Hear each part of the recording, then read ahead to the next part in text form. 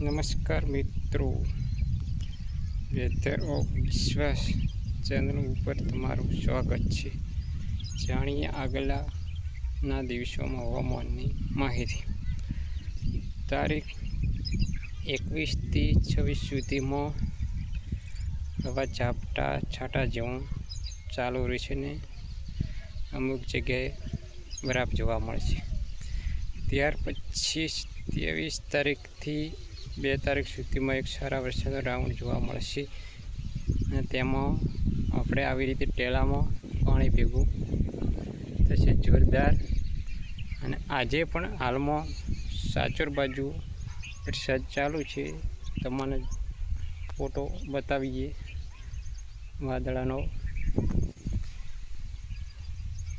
બીજું કોઈ વધુ માહિતી જોઈતી હોય તો કોમેન્ટ કરજો. આભાર.